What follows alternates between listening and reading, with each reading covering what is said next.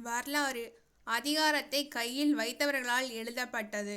ஆனால் ஒருத்தி அந்த அதிகாரத்துக்குள்ளே ஒரு சவாலா நின்னா. அவள் தோற்றது போர்க்களத்தில் இல்லை, அவள் தோற்றது அரசியல் விளையாட்டில்.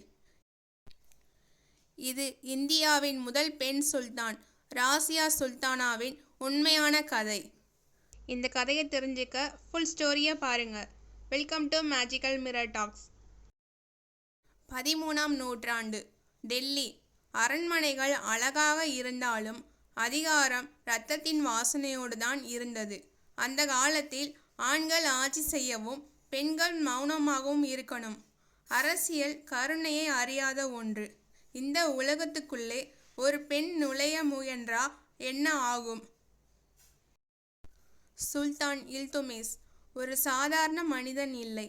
அவன் அதிகாரத்தை மூளை கொண்டு நடத்த தெரிந்தவன். அவனுக்கு மகன்கள் இருந்தார்கள். ஆனால் அவன் கவனம் ஒரே ஒரு குழந்தை மீது இருந்தது, ராசியா.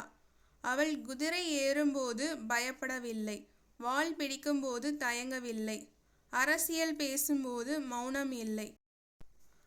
அவன் சொன்ன வார்த்தை, என் மகன்கள் சிம்மாசனத்துக்கு தகுதியில்லை, ராசியாதான் இந்த நாட்டை ஆள தகுதியானவள்.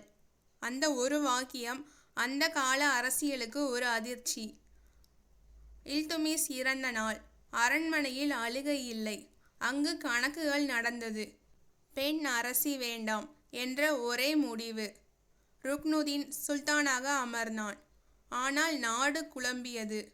நீதி இல்லை, அதிகாரம் தவறான கையில். மக்கள் மெதுவாக சொன்னார்கள், ராசியா இருந்திருந்தா இப்படி இருக்காது. ஒரு பெண் டெல்லி சுல்தானாக அமர்ந்த நாள். அவள் முகமுடி போடவில்லை, திரை பின்னால் மறையவில்லை. அவள் சொன்னாள், நான் பெண் இல்லை, நான் சுல்தான். மக்கள் கைத்தட்டினார்கள். ஆனால் அரசியல் மௌனமாக சிரித்தது. ராசியா தகுதியை பார்த்து பதவி கொடுத்தாள். அதுவே அவள் செய்த மிகப்பெரிய தவறு. ஜமால் உத்தீன் யாகூத் அமைச்சர்கள் ராசியாவை பற்றி சொன்னது, பெண்ணாட்சி, தவறான உறவு. ஆதாரம் இல்லை, ஆனால் வதந்தி போதுமானது. அரசியல் உண்மையை கேட்காது. நாட்டில் கிளர்ச்சி நடந்தது. ராசியா கைது செய்யப்பட்டு சிம்மாசனம் பறிக்கப்பட்டது. ஆனால் ராசியா உடையவில்லை. அவள் மலிக் அல்தூனியாவை மணந்து படையுடன் திரும்பினாள். ஒரு பெண் இரண்டாவது முறையாக தன் உரிமைக்காக போராடினாள்.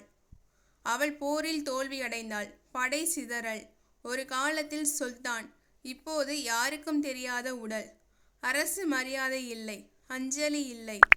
ராசியா தோற்றது தைரியம் இல்லாதால் இல்லை, அவள் தோற்றது அரசியல் விளையாட்டில் ஒரு பெண்ணாக சிக்கியதால்தான்.